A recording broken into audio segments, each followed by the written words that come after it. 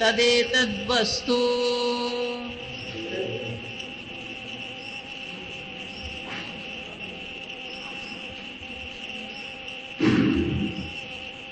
તમારા પુસ્તકમાં તમારે ફક્ત એક જ બાજુ જોવાનું છે. આ પુસ્તકમાં તમારે પદભાષ્ય જ્યાં લખ્યું ને, આ પદભાષ્ય એટલે કે ડાબી બાજુ પર, ફક્ત ડાબી બાજુના પાના પર જોવાનું. તદેતદ વસ્તુ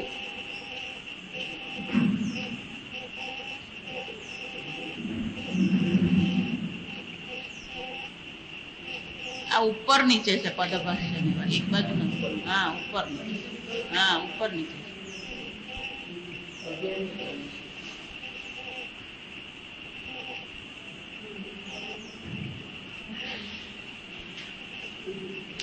હા 11મા પાના પર બીજા પેરેગ્રાફમાં નીચેથી ત્રીજી લીટી, તદેતદ વસ્તુ પદભાષ્ય મળ્યું.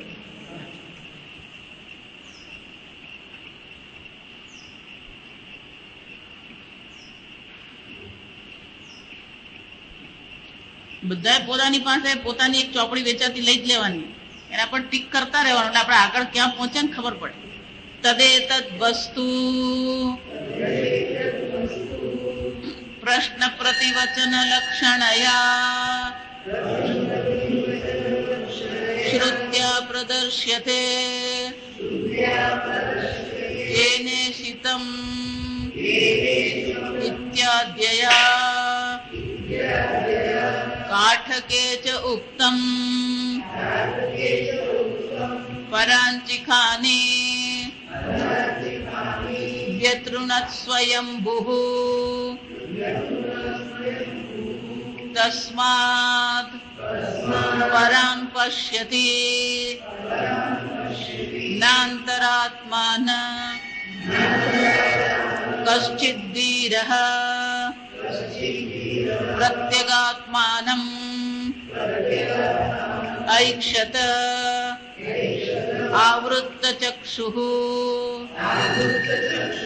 અમૃતત્વમિચ્છન ઇત્યાદિ પરીક્ષ્ય લોકાન કર્મચિતાન બ્રાહ્મણઃ નિર્વેદમ આયાત નાસ્તિ અકૃતઃ કૃતેન તદ્વિજ્ઞાનાર્થમ સગુરુમેવાભિગચ્છેત સમિત્પાણિઃ શ્રોત્રિયં બ્રહ્મનિષ્ઠં ઇત્યાદ્યાત અથર્વણે ચ વિરક્તસ્ય પ્રત્યેગાત્મ વિષયા જિજ્ઞાસા પ્રવર્તતે. શંકરાચાર્યજી કહે છે આ જગત પ્રત્યે જ્યાં સુધી વૈરાગ્ય કેળવવામાં નહીં આવે ત્યાં સુધી આ પ્રત્યેગાત્મા વિશે આપણા મનમાં જિજ્ઞાસા, જાણવાની ઈચ્છા પ્રગટ થતી નથી. આ જગત કોણે બનાવ્યું? આ જગત બનાવનાર ક્યાં છે? હું કોણ છું? મારું સ્વરૂપ શું છે? અનેક પ્રકારના પ્રશ્ન મનમાં ઉઠી શકે. અને એટલે શંકરાચાર્યજી કહે છે પણ આ પ્રકારના પ્રશ્ન, આ મૂળભૂત જે પ્રશ્ન છે, જ્યાં સમજો આ બધા આધ્યાત્મિક પ્રશ્ન કહેવાય. હું કોણ છું? હું ક્યાંથી આવ્યો? ભજગોવિંદમાં કીધું કોહમ કુતાયાતઃ કામે જનની કોમે તાતઃ કુત આયાતઃ. હું કોણ છું? હું ક્યાંથી આવ્યો છું? અમારી માં કોણ છે? અમારા પિતા કોણ છે? આ પ્રશ્ન થવો જોઈએ. કોઈને પણ આપણે પૂછીએ હું કોણ છું, બધાને જ ખબર છે હું કોણ છું. કેમ? મગનલાલ શંકરભાઈ પટેલ હું કોણ છું? હું એન્જિનિયર છું, હું ડોક્ટર છું. હું કોણ છું? પતિ છું, પત્ની છું. હું કોણ છું? માતા છું, પિતા છું. આ બધી આપણી ઓળખ છે આપણા વિશે. પણ આ બધી ઓળખ કેવી છે? આ જન્મની દ્રષ્ટિએ છે, આ દેહની દ્રષ્ટિએ છે. હું બુદ્ધિશાળી છું, બુદ્ધિની દ્રષ્ટિએ છે. આપણી જેટલી પણ ઓળખાણ આપણા વિશેની છે એ બધી સાપેક્ષિક છે. બધી કેવી કહેવાય? સાપેક્ષિક ઓળખ છે. દેહની દ્રષ્ટિએ સાપેક્ષિક એટલે કે અન્ય કોઈની દ્રષ્ટિએ. જયારે માતા એમ કહીએ તો પુત્ર પુત્રની દ્રષ્ટિએ માતા છે, પિતા એમ કહીએ તો પુત્ર કે પુત્રીની દ્રષ્ટિએ છે. પણ તમે કોણ છો? જો સમજો, આ મૂળભૂત પ્રશ્ન આપણને થતો જ નથી. આ જિજ્ઞાસા આપણા મનમાં જાગતી નથી. પણ કે આ જિજ્ઞાસા ક્યારે જાગે? વિરક્તસ્ય એવ. શાનાથી વૈરાગ્ય થાય? આ અનિત્ય જગત પ્રત્યેથી, આ સાધન સાધ્યથી આપણું મન જયારે ભરાઈ જાય. જો વિચાર, આપણને આ જગત પ્રત્યે કોઈ સંતોષ છે જ નહીં. હજી વધારે, હજી વધારે. આપણે ગુજરાતી પર કહેવાય આ 99 નું ચક્કર ચાલતું જ રહે આપણું. 99 નું 100 થાય જ નહીં. એ 99 નું ચક્કર 99 જ રહે. આપણી અપેક્ષાઓ, આપણા આગ્રહ, આપણી ઈચ્છાઓ, અંત આવતો જ નથી. અને એટલે શંકરાચાર્યજી કહે છે આ મૂળ પ્રત્યેક આત્મા વિશેના પ્રશ્ન આપણા મનમાં જાગવા જોઈએ. હું કોણ છું? જેટલી પણ તમારી તમારા વિશેની ઓળખ છે એ બધી ઓળખ તમારી કેવી છે? સાપેક્ષિક છે. હું પતિ છું, હું પત્ની છું, ગુજરાતી છું, ભારતનો છું. પણ આ બધા અનિત્ય સંબંધોથી, આ અનિત્ય કર્મથી, કર્મફળ પ્રત્યેથી જયારે આપણા મનમાં વૈરાગ્ય જાગે, ત્યારે મનમાં ભાવ થાય, મનમાં પ્રશ્ન આવે, હું કોણ છું? જિજ્ઞાસા એટલે કે પોતાને જાણવાની ઈચ્છા થવી. જો વિચાર, આપણને પોતાને જાણવાની ઈચ્છા છે. ઈશ્વરની ભક્તિ કરીએ, મંત્ર કરીએ, જપ કરીએ, પણ ઈશ્વરને જાણવાની ઈચ્છા છે. અને બધા શું કહે છે? બધા મહાત્માઓ, જો સમજો, વેદાંત સિવાય બાકી બધે જ ઈશ્વરને કોઈ જાણી શકે છે. અગાધ જ્ઞાન છે. એટલે આવું સાંભળે એટલે આપણા મનમાં પણ શું થઈ જાય? ના ના, ઈશ્વરને તો જાણી શકાય જ નહીં. ઈશ્વરને કોણ જાણી શકે? જો વિચાર, જયારે ગીતામાં 7મા અધ્યાયમાં ભગવાન સ્વયં કહે છે અસંશયમ સમગ્રમામ યથા જ્ઞાસ્યસી તત્શૃણુ. હે અર્જુન, સંશય રહિત થઈને સમગ્રપણે તું જે પ્રકારે, યથા એટલે કે જે પ્રકારે તું મને જાણે એ પ્રકારે તું સાંભળ. યથા જ્ઞાસ્ય એટલું જ નહીં, યજ્ઞાત્વા ભૂયઃ જ્ઞાતવ્યમ ન અવશિષ્યતે. ભગવાન કહે છે એકવાર તું મને સમગ્રપણે જાણી લેશે પછી આ જગતમાં બીજું કઈ જાણવા જેવું રહેતું નથી. જો ભગવાન આવું ક્યારે કહી શકે? ઈશ્વરને જાણવું શક્ય હોય તો કહેશે કે નહીં જાણવું હોય તો? ભગવાન શ્રી કૃષ્ણ સ્વયં કહે છે, મામ એટલે મને પોતાને, હે અર્જુન તું પૂર્ણતઃ અસમગ્ર, સમગ્રમ એટલે શું છે? પૂર્ણતઃ. અસંશયમ એટલે કે કોઈ પણ પ્રકારના સંશય વિના સમગ્રપણે તું મને જાણીશ એ પ્રકારે તને હું ઉપદેશ કરીશ. એનો અર્થ શું થયો? ઈશ્વરને જાણી શકાય છે, પણ ક્યારે જાણી શકાય? ત્યાં પણ આ જ ચર્ચા કરી. મનુષ્યાણામ સહસ્રેષુ કશ્ચિદ. અર્જુનને પણ મનમાં થયું કે ભગવાન આ તમને જાણી શકાય? મને તો અત્યાર સુધી એમ જ હતું, તમને કોણ જાણી શકે? તમે સર્વજ્ઞ, સર્વશક્તિમાન પરમાત્મા છો.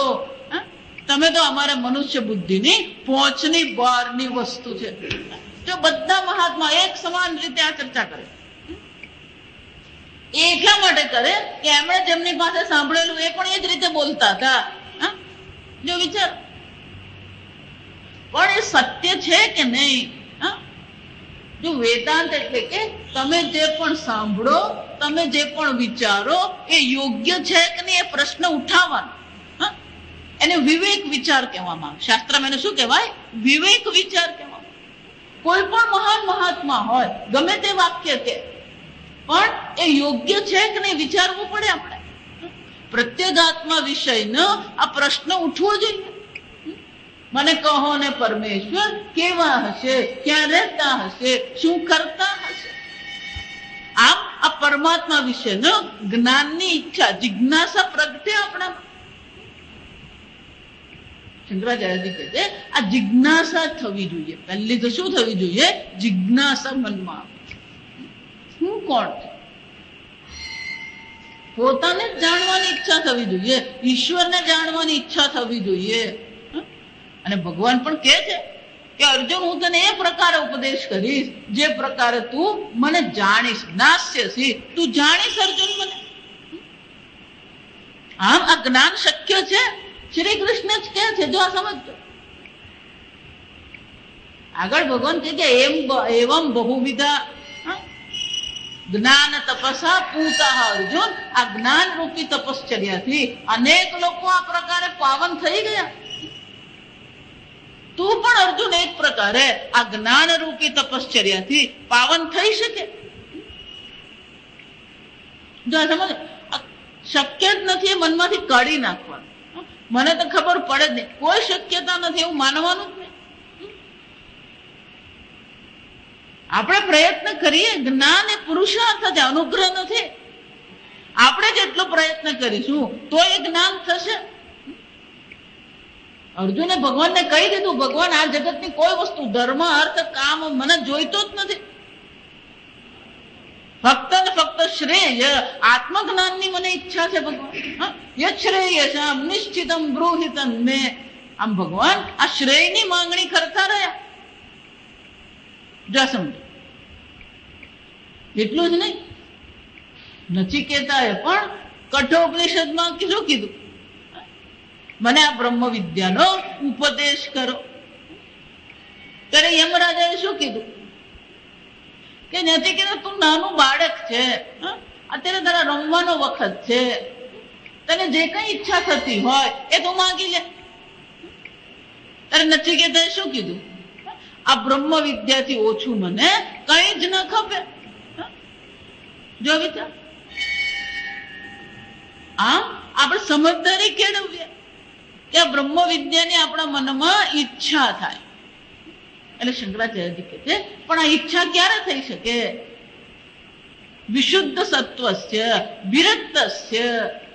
આ જગત પ્રત્યે આપણે વૈરાગ્ય કેળવીએ. વૈરાગ્ય વિના જિજ્ઞાસા શક્ય જ નથી. આ એક સમજો. જો આ જિજ્ઞાસા આપણા મનમાં છે અને એ જિજ્ઞાસા આપણે પ્રગટ કરીએ, એટલે શંકરાચાર્યજી આગળ કહે છે તદ એતદ વસ્તુ પ્રશ્ન પ્રતિવચન લક્ષણયા શ્રુત્ય. શ્રુતિ દ્વારા પ્રદર્શયતે. એ જ વસ્તુ અહીંયા શ્રુતિ સ્વયં પ્રગટ કરે છે. વસ્તુ એટલે જિજ્ઞાસા પણ પ્રગટ કરે છે. કેમ? પ્રશ્ન પ્રતિવચન. પ્રશ્ન એટલે પ્રશ્ન પૂછ્યો, શિષ્યએ પ્રશ્ન પૂછ્યો અને ગુરુજી એનો પ્રતિવચન એટલે કે ઉત્તર આપે છે. આમ પ્રશ્ન અને પ્રતિવચનના ઉપાય દ્વારા શ્રુતિ માતા આપણને દર્શાવે છે. પ્રદર્શય તે દર્શાવે છે કે શિષ્યએ આ જિજ્ઞાસા પ્રગટ કરી. કેને શિતમ પતિતમ પ્રેષિતમ મનઃ. આગળ ભાષ્ય વાંચીશું ત્યારે મંત્રનો અર્થ જોઈશું. પણ આ કેનોપનિષદનો પ્રારંભ શાનાથી થાય છે? પ્રશ્નથી થાય છે. શિષ્ય પ્રશ્ન પૂછે છે, આ મારું મન કોના દ્વારા પ્રેરાઈને વિષયમાં જાય છે? કેને ઈશિતમ. કોના દ્વારા શાસિત થઈને, કોની પ્રેરણાથી વિષયમાં જઈ રહ્યું છે? પ્રેષિતમ મનઃ. આ મનને મોકલનાર કોણ છે? પ્રેરણા આપનાર કોણ છે? કેમ મન સ્વયં જઈ શકે? મન તો સૂક્ષ્મ શરીર છે, પંચમહાભૂતોનું બનેલું છે, જડ છે. જેવી રીતે હું ટ્રેનને ચાલતા જોઉં તો મારે વિચારવું પડે ડ્રાઈવર હોવો જોઈએ. જો સમજો, કોઈ પણ પ્રકારનું હલનચલન હોય તે હલનચલનની પાછળ, એ ગતિની પાછળ કોણ હોય? ચેતન પુરુષ હોવો જોઈએ. એ જ રીતે મારું મન તો તત્વબોધમાં ભણી ગયા. મન કેવું છે? પંચમહાભૂતનું સાત્વિક પંચમહાભૂતમાંથી આ મન બન્યું છે. એ સૂક્ષ્મ શરીરનું એક અંગ છે. સૂક્ષ્મ શરીર સપ્તદશ કલાભિ 17 કળા વાળું છે. એમાંનું એક કળા કઈ છે? આ મન છે. જો મન સૂક્ષ્મ શરીર છે, પંચમહાભૂતનું બનેલું છે, તો એ જડ છે. તો જડ સ્વયં ગતિ કરી શકે નહીં. એટલે પ્રશ્ન પૂછવામાં આવે, કેને શિતમ, કોના દ્વારા પ્રેરાઈને, કોના શાસનમાં મન વિષયોમાં જઈ રહ્યું છે? આ મનને પ્રેરણા આપનાર કોણ છે? આ પ્રશ્ન પૂછવામાં આવે અને એનો ઉત્તર પછી આપે છે કે આ જે આત્મ ચૈતન્ય જે છે એ આત્મ ચૈતન્ય જ આ મનને વિષયમાં જવા માટેની પ્રેરણા આપનાર. આમ આ પ્રત્યેક આત્મા વિષયનો પ્રશ્ન છે. એતદ વસ્તુ પ્રશ્ન પ્રતિવચન લક્ષણયા, આ પ્રકારે શ્રુતિ સ્વયં શું કરે છે? પ્રદર્શયતે કેને શિતમ ઇત્યાદ્ય. શંકરાચાર્યજી કહે છે અહીંયા કેનો ઉપનિષદમાં જ નહીં, કાઠકે છે ઉક્તમ. કાઠક એટલે કે હું અત્યાર સુધી જે પણ કંઈ કહી ગયો એ જ વસ્તુ આ કઠોપનિષદમાં પણ કહેવામાં આવી છે. કઠોપનિષદમાં શું કીધું? કે બે વસ્તુ, એક આપણી બહિર્મુખતા, પરાંચિખાની. પરાંચિખાની એટલે પરાન એટલે બહાર, પરાંગ એટલે શું છે? બહાર છે. ખાની ઇન્દ્રિયાણી. ખાની એટલે શું છે? ઇન્દ્રિય. આ ઇન્દ્રિયને શું કહેવામાં આવે? ખાની કહેવાય. ખાની કેમ કીધી? ખમ એટલે છિદ્ર. ખમ એટલે શું છે? છિદ્ર. જો ખરેખર છિદ્ર નો અર્થ થાય આકાશ. જો સમજ, આ બહુ સરસ છે, આ વિચારવા જેવું. ખમ, આકાશને ખમ કહેવામાં આવે. જો વિચાર, વેદાંતના વિચાર છે ને વિશેષ પ્રકારના. આપણે વસ્તુને કઈ દ્રષ્ટિએ જોઈએ અને વેદાંત કઈ દ્રષ્ટિએ જોઈએ. જો વિચાર, આપણે સાડી હોય ને એમાં પેલું કાણું પડે એટલે છિદ્ર કહીએ. તો છિદ્ર એટલે શું? જો સમજ, આ વેદાંતની ભાષા છે. છિદ્ર કોને કહેવાય? જ્યાં સાડીનો અભાવ હોય એને છિદ્ર કહેવાય. શું છિદ્ર કોને કહેવાય? આ સાડીમાં કાણું પડ્યું કોને કહેવાય? જ્યાં સાડીનો અભાવ હોય એને છિદ્ર કહેવાય. કે સાડીનો અભાવ છે પણ ત્યાં આકાશ તો છે કે નહીં? આકાશ છે.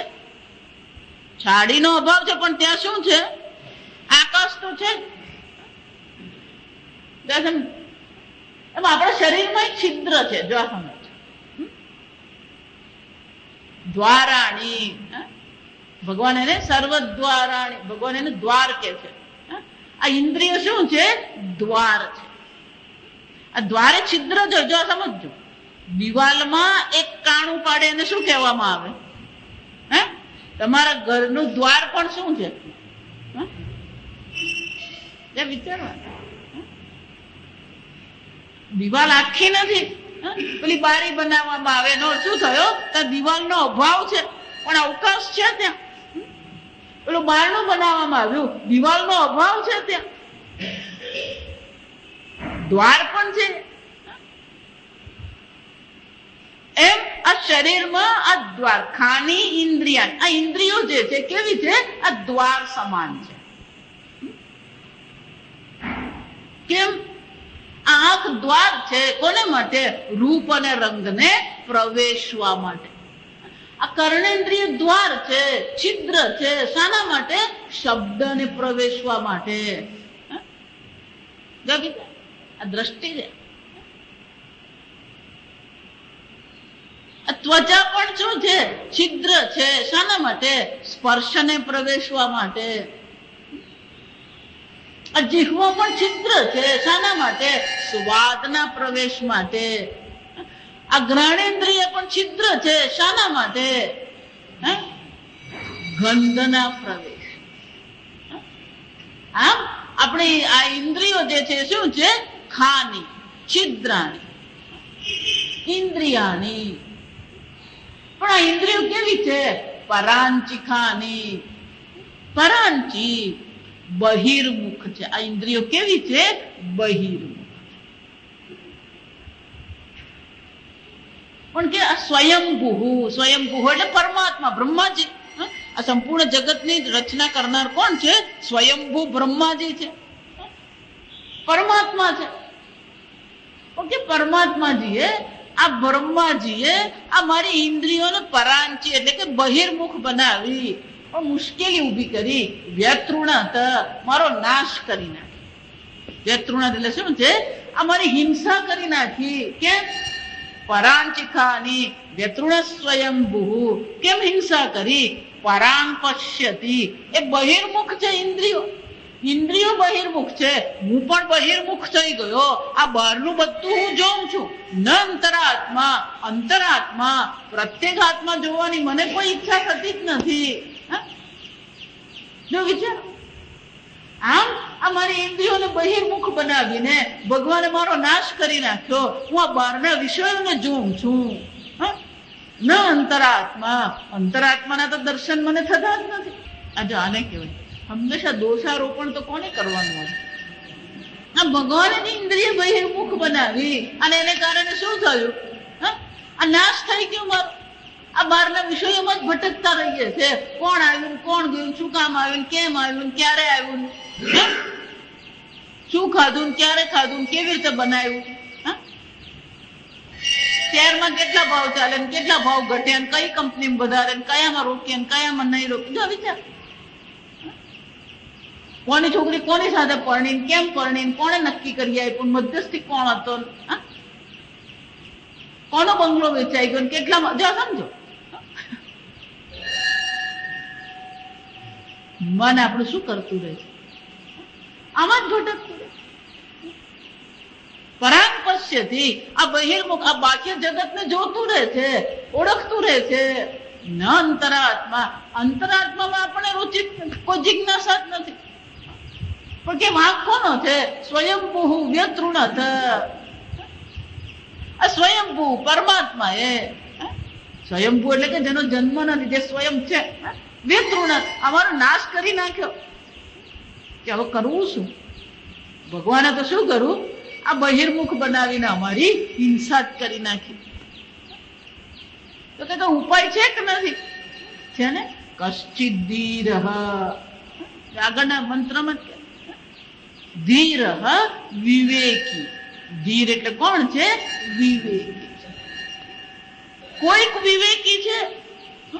ગઈકાલે જોયું ને કે આ નિત્ય છે, બાહ્ય છે, સાધન સંબંધ વાળા છે, સાધ્ય અને સાધન સંબંધ વાળા છે. ગમે એટલું પુણ્ય ભેગું કરો, એક દિવસ પુણ્યનો પણ શું થવાનો? અંત આવવાનો છે. જાયસ્વ મ્રિયસ્વ, જન્મે છે, મરે છે.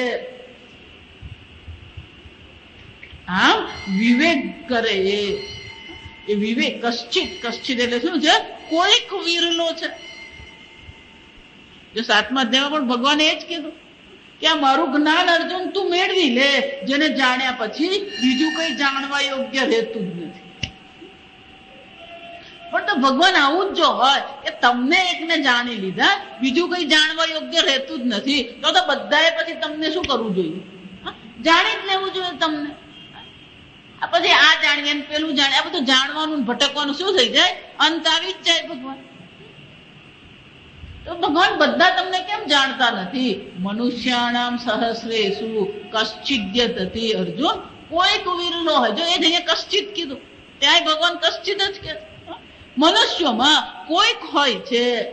યતતિ, આ તત્વ જ્ઞાન માટે તત્વ જ્ઞાનને જિજ્ઞાસા કેળવે છે અને જિજ્ઞાસા કેળવીને જાણવાનો પ્રયત્ન કરે. યતતામપી સિદ્ધાનામ, આ પ્રયત્ન કરવા વાળામાં પણ કેટલાક સિદ્ધ થાય છે. જો સમજો, આ સિદ્ધિ પણ બાહ્ય જગત જ છે. જો હમણાં એક બેન મને કે આ સમજો, આ લોકોની કેવી કેવી જાતને કનેક્શન હોય. લોકો એમ જ માને મહાત્મા એટલે આવું હોય. જો સમજો, એટલે મને કે આ છોકરી છૂટાછેડા થઈ ગયા છે, ત્યારે કઈ બતાવો ને એમ પાછા લગ્ન થવાના છે કે નથી થવાના? વિચાર હવે એનું પ્રારબ્ધ જે હોય તે નાના તારા ગ્રહ ભાવ કઈ જોયા પણ હું ચાલે બહિર્મુખતા બીજા છૂટા પડોશી છોકરી છૂટા છે એના લગ્ન થયું તું કોણ છે તું એ કોઈ રસ નહીં આપણને પ્રત્યેગાત્મા વિશે શું છે આપણે કોઈ રુચિ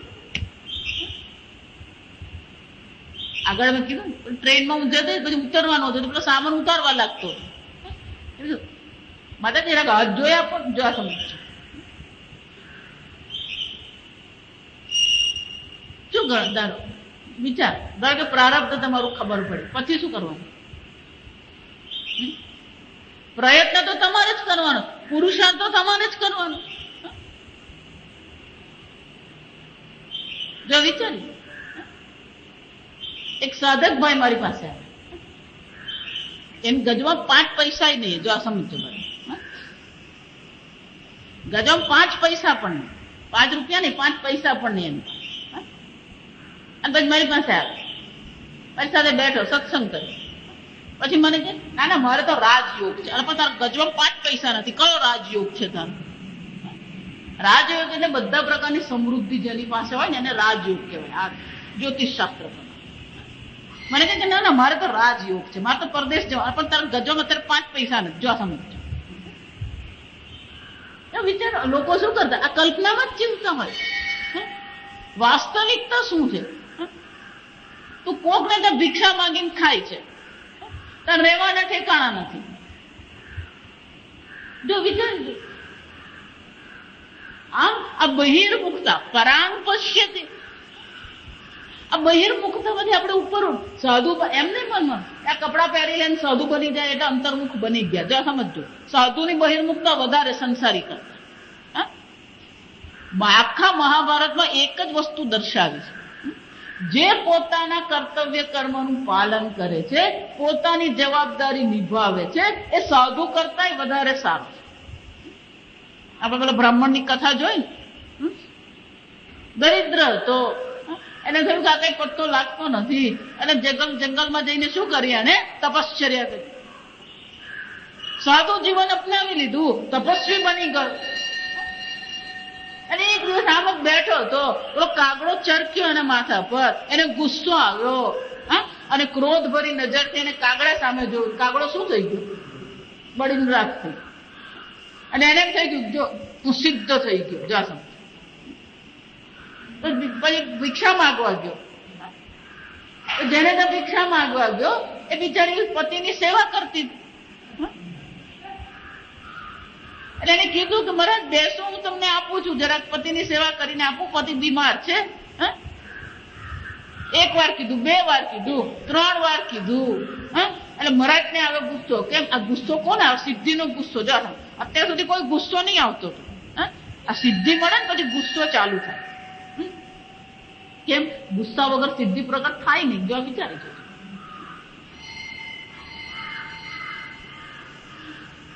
એટલે પેલો પોતાની સિદ્ધિ તો પ્રગટ કરવી જ પડે એટલે ત્યાં જ બેઠા બેઠા પેલા બેને એવું કીધું કે તમે જરાક રોકાવ મહારાજ આવું છું તને ખબર છે હું કોણ છું એટલે પેલા બેને શું કીધું મહારાજ હું કાગડો નથી બળી જાઉં જા એનો અર્થ શું થયો તપસ્વી કરતા પણ શ્રેષ્ઠ આ કથામાં કોને બતાવવામાં જે પોતાના કર્તવ્ય કર્મનું પાલન કરે પોતાના જીવનની જવાબદારી નિભાવે જવાબદારીથી ભાગે ને એ મહત્વનો નથી સંપૂર્ણ ગીતામાં ભગવાન એ જ કે સ્વધર્મે નિધનમ શ્રેય જે આપણે ગુજરાતીમાં એ જ છે ઘરના છોકરા ઘંટી ચાટે ઉપાધ્યાયને આટો જો આવી છે અર્જુન આ કર્તવ્ય કર્મમાંથી ભાગવા જ માંગતો હતો નયોત્સયતિ ગોવિંદ ભગવાન યુદ્ધ નહીં કરું ભગવાન શું કે છે તસ્માદ યુદ્ધ સ્વ ભારત અર્જુન યુદ્ધ કરતું જો સમજો વૈરાગ્ય કેળવવો હોય ને રાગ દ્વેષ પર નિયંત્રણ મેળવવું હોય કર્તવ્ય કર્મના પાલન સિવાય બીજો કોઈ ઉપાય નથી ગમે એટલા આશ્રમમાં ભટકી આવવું હોય ને ભટકી આવવું પણ વૈરાગ્ય અને વૈરાગ્યની ગઈકાલે મેં કીધું એમ અંતઃકરણની નિશાની એટલી જ છે કે તમારા મનમાં વૈરાગ્ય આવે અંતઃકરણ જેને વૈરાગ્ય હોય એને આ પ્રત્યેક આત્મા વિશે જિજ્ઞાસા એટલે જાણવાની ઈચ્છા પ્રગટ થાય. આમ આ આત્મજ્ઞાન માટેની ઈચ્છા પ્રગટ ક્યારે થઈ શકે? કશ્ચિત ધીર, કોઈ યતતામપી સિદ્ધાનામ, પછી પ્રયત્ન કરનારાઓમાં પણ સિદ્ધોમાં પણ. જો સમજો ભગવાન ત્યાં સિદ્ધ કહે છે, આ સિદ્ધિ પણ બહિર્મુખતા છે. આ સમજ કેમ કે એ તમને શું બનાવે છે? બહિર્મુખ બનાવે. એટલે એક મહાત્માની કથા છે. જો આ સિદ્ધિ ને બહિર્મુખતા છે ને, બહુ મજાની વસ્તુ છે. હું વારંવાર સિદ્ધિને ટીકા એટલા માટે કરું કે એવું નથી કે સિદ્ધિ નહીં મળે, મળે સિદ્ધિ, પણ એ સિદ્ધિ પણ આત્મજ્ઞાનની દ્રષ્ટિએ શું છે? બહિર્મુખતા છે. એક મહાત્મા તપશ્ચર્યા કરતા,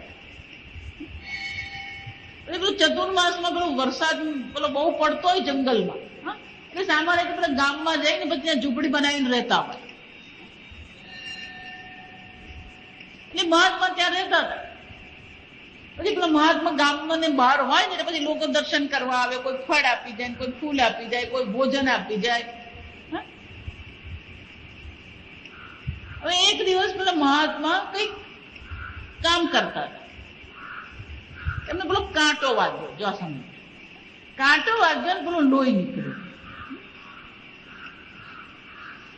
ત્યાં પેલો એક બીજો છોકરો, પેલો બેન જે આવેલા સેવા માટે, એટલે પેલો છોકરો, એમનો છોકરો ત્યાં રમતો હતો ભેગો આવેલો. એને પેલું ઘા હતો, એક વાગેલા. છોકરાઓ રમતા હોય વાગ્યું હોય એને.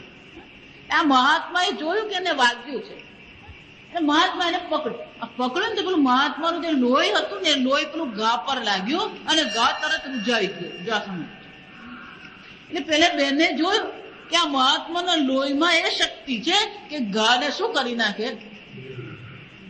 રોગને શું કરી નાખે? નાશ. આ થયું પછી તો પેટમાં તો વાત રહે ને, એટલે આખા ગામમાં વાત ફેલાઈ. પછી પેલી મહારાજ પાસે પેલી લાઈન લાગી ગઈ, મહારાજ મારા છોકરા એક ટીપું લોહી આપો.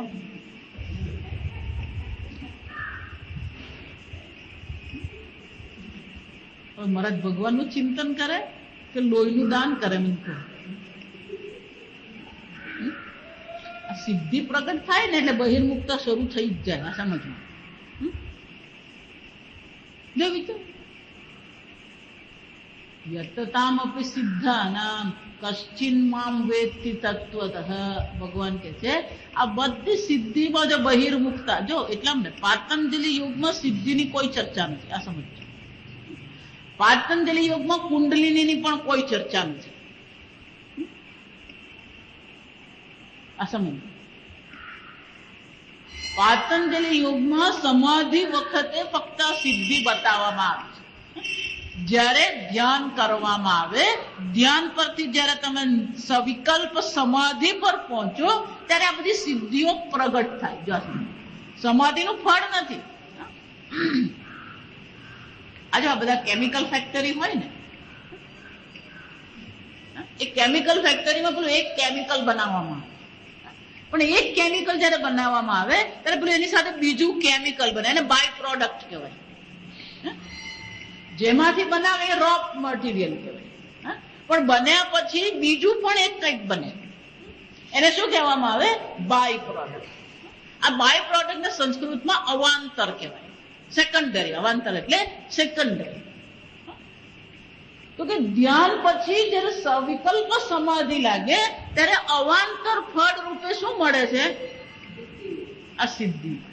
સમાધિનું ફળ નથી. જો સમજો, અવાંતર ફળ છે સિદ્ધિ.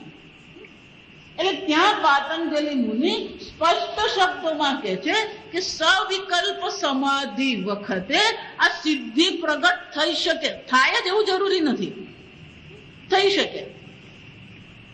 પણ આ બધું આ સિદ્ધિ સાથે પછી એમણે ત્યાં જ લખી દીધું, ત્યાં જ એમણે સૂત્રોમાં જ લખી દીધું, નિર્વિકલ્પ સમાધિ માટે આ બધી સિદ્ધિ વિઘ્ન સમાન છે. તો પાતંજલિ યોગમાં સિદ્ધના સ્તુતિ છે કે નિંદા છે? નિર્વિકલ્પ સમાધિ જેને પ્રાપ્ત કરવી છે, ગઈકાલે આપણે જોયું ને, અભિદા ભાવના મતા પાવની મતા, અભેદ બુદ્ધિથી ઈશ્વરનું ચિંતન કરવું એ નિર્વિકલ્પ સમાધિ કહેવાય પતંજલિ યોગ પ્રમાણે.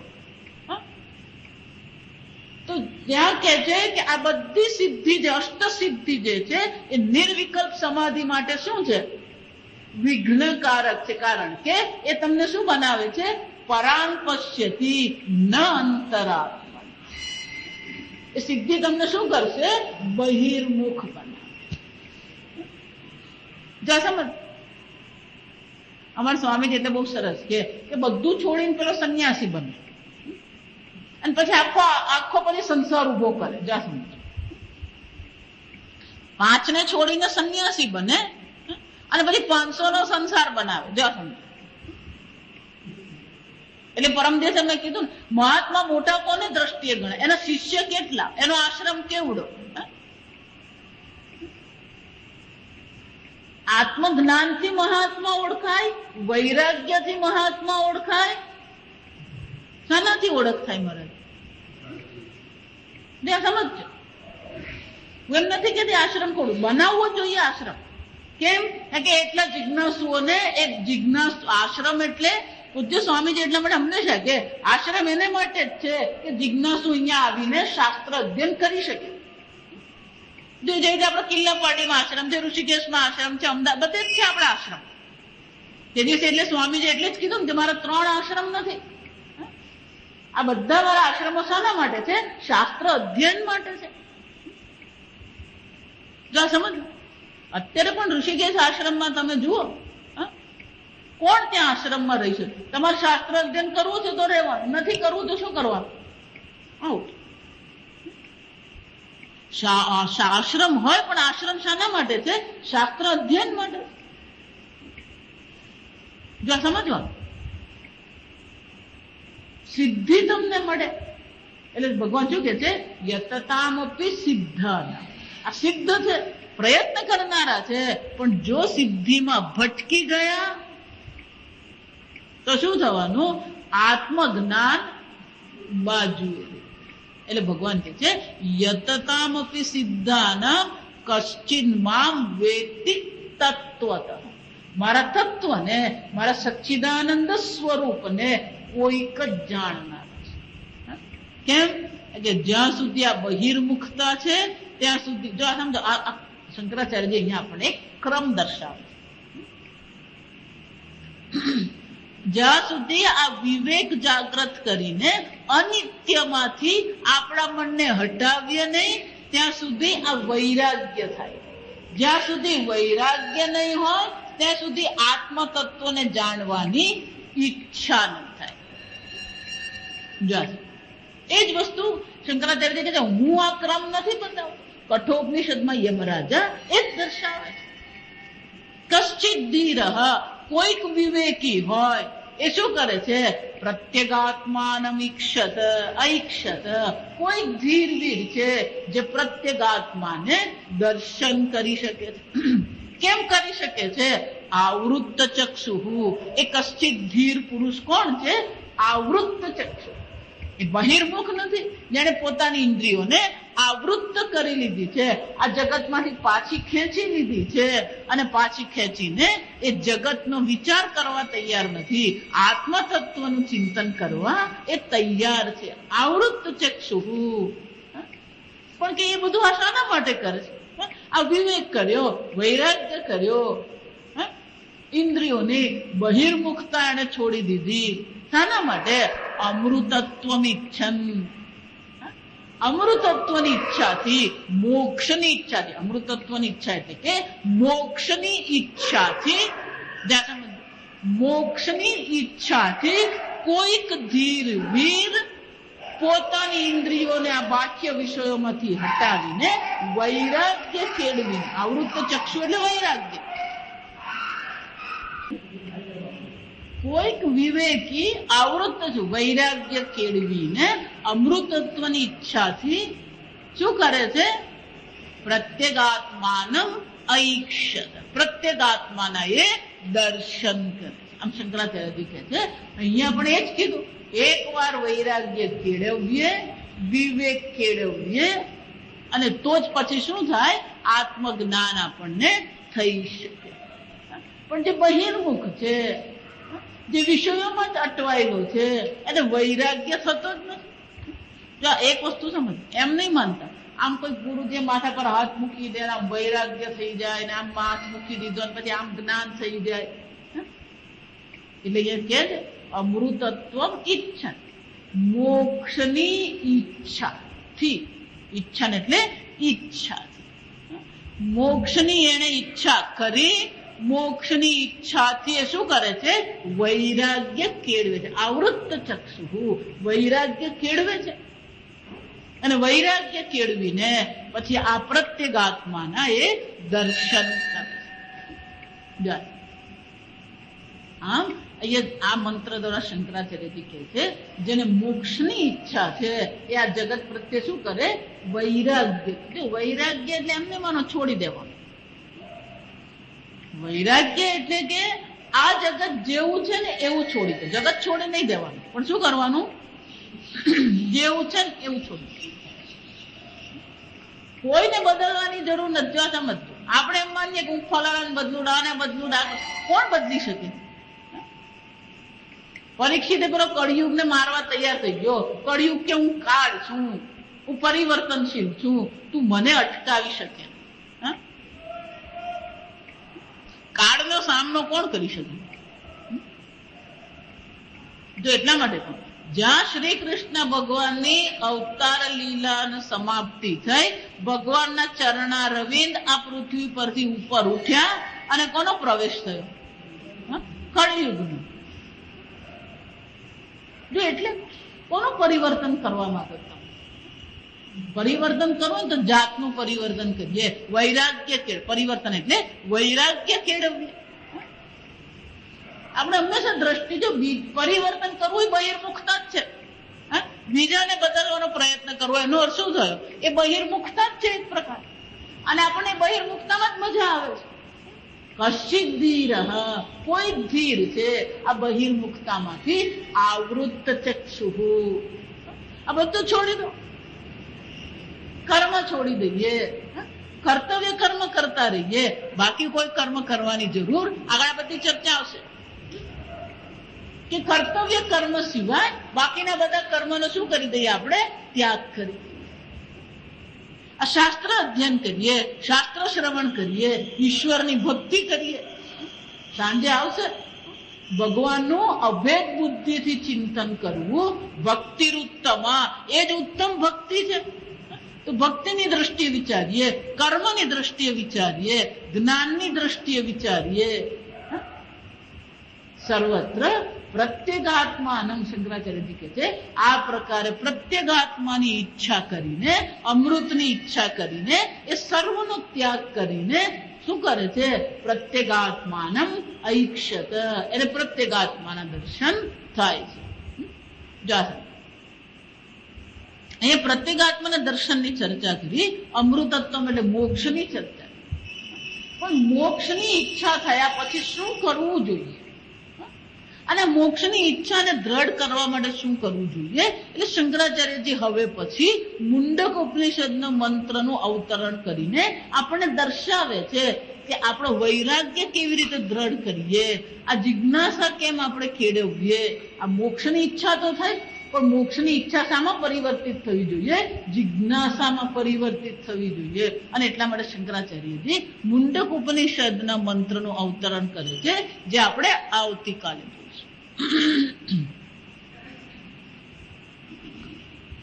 ઓમ અસતો મા સદ્ગમય તમસો મા જ્યોતિર્ગમય મૃત્યોર્મા અમૃતં ગમય. ઓમ પૂર્ણમદ પૂર્ણમિદં પૂર્ણાત પૂર્ણમુદચ્યતે પૂર્ણસ્ય પૂર્ણમા